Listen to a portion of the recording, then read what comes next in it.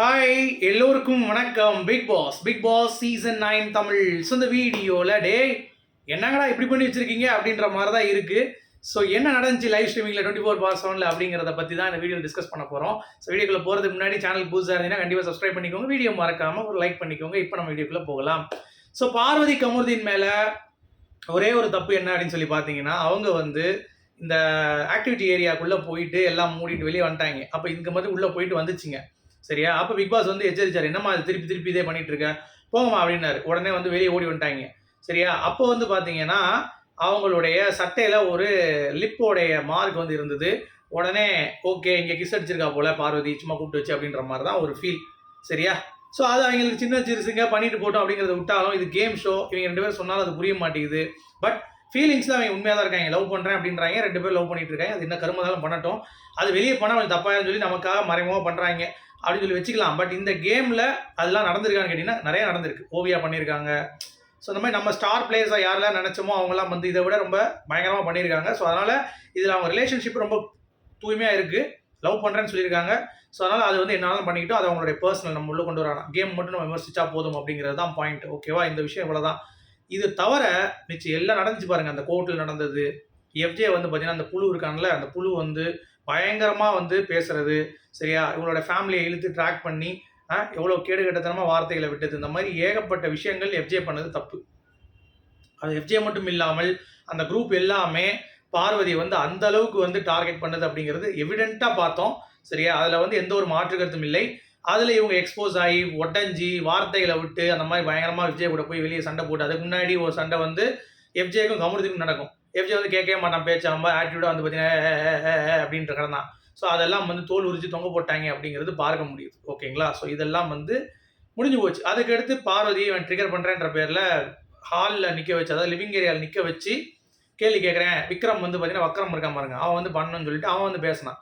அவன் பேசினவுடனே இவன் பேசி பயங்கர பிரச்சனையாகி பார்வதி பார்த்தீங்கன்னா டென்ஷன் ஆகிட்டு, நான் வெளியேற போகிறேன், என்னை விட்டுரு, என்னால் இருக்க முடியாது இந்த வீட்டில், தயவு செஞ்சு என்னை வெளியே அனுப்பிடுங்க, எனக்கு முடியலன்னொடனே, இதெல்லாம் எதுக்கு நீ ஃப்ரீயாக விடு அமித் சொல்கிறாரு.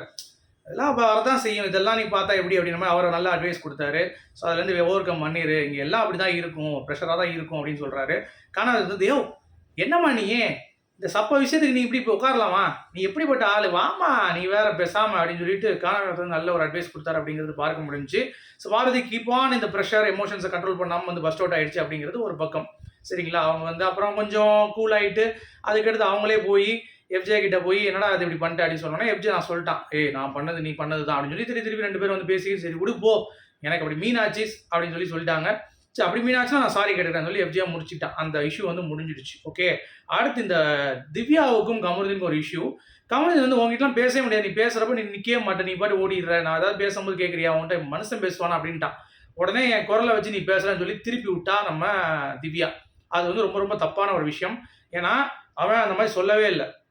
உங்ககிட்ட நின்று பேச முடியாது அப்படின்ற மாதிரி தான் சொன்னானே தவிர, இவளே கட்டக்குரல் சொல்லி ரெஜிஸ்டர் பண்ணி ஊரில் இருக்க எல்லாத்தையும் கூட்டு வச்சு, நான் இவன் இப்படி தான் பேசுகிறான் அப்படி தான் பேசுகிறான்னு சொல்லிட்டு திவ்யா ரொம்ப சீப்பஸ்ட் ஆட்டிடியூட். அவெல்லாம் ரொம்ப இரிட்டேட்டிங்காக ஒரு விஷயம் ஒருத்தவங்க பண்ணுவாங்கன்னா அந்த மூஞ்சி, அதாவது இரிட்டேட்டிங் அப்படின்னு சொல்லி ஒரு மூஞ்சி இருந்துச்சுன்னா அது திவ்யாவுடைய மூஞ்சாக தான் இருக்கும். ஏன்னா அந்த அளவுக்கு கமருதீனை பார்த்தீங்கன்னா டிஃபேம் பண்ணும் அப்படிங்கிறது அவளுடைய எண்ணமாக இருக்கும் போல தெரியுது. ஏன்னா வந்தவொடனே அவன் தான் டார்கெட் சொல்லி இழுத்து வந்திருக்கா, நான் உனக்குலாம் வேக மாட்டேமா அப்படின்னு சொல்லிட்டு போயிட்டான். திருப்பி இந்த குரலை வச்சு சொல்லும் பொழுது எஃப்ஜே கிட்ட பார்த்தீங்கன்னா அதை ரெஜிஸ்டர் பண்ணவொடனே இவன் சொல்கிறான், நான் அப்படி சொல்லலை, மனுஷன் தான் பேச மாட்டானா உன்ட்டு அப்படின்னு தான் கேட்டேன் அப்படின்னு சொல்லி திருப்பி சொல்லும் பொழுது, இல்லை எனக்கு அப்படி தான் சொன்னான் அப்படின்ற மாதிரி அப்படியே திருப்பி விட்டு, அவன் குரலை சொல்லவே இல்லை, உங்ககிட்ட பேச முடியாது நின்று, ஏன்னா நீ ஓடி போயிடுவா அப்படின்ற மாதிரி சொல்கிறான். அதை உடனே உட்காந்து அரோரா கிட்ட ரெஜிஸ்டர் பண்ணி அரோரா கிட்ட உட்காந்து பேசுன்னு பேசுகிறாங்க.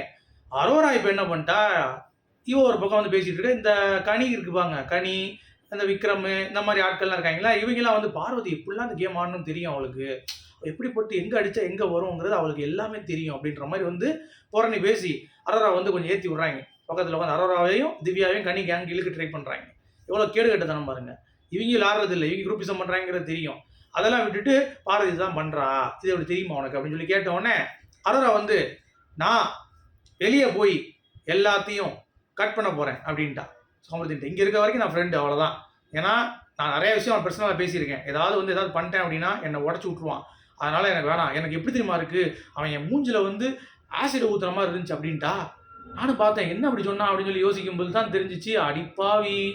இந்த விஷயத்த தான் நீ இப்ப சொல்லிட்டு இருக்கியா? நீ யார்றா அவ? அப்படின்ற மாரி இருந்துச்சு. ஆக்சுவலா என்னன்னா, அவன் வந்து நீ ஒரு கேமா போயிட்டு இருக்கிறப்ப திடீர்னு வந்து பார்த்தீங்கன்னா, கண்டஸ்டன்ட் துஷார வச்சு இழுத்து பண்றான்ல, அது வந்து இவளுக்கு வந்து ஆசிட் ஊத்துற மாரி இருந்துச்சு. ஏம்மா நீ கண்டஸ்டன்ட் தானம்மா நீ. அத வச்சு தானே பண்ண முடியும். அப்ப நீ போய் பேச மாட்டேன்ற. நான் வெளிய போய் மந்தியில போய் சாப்பிடணும்.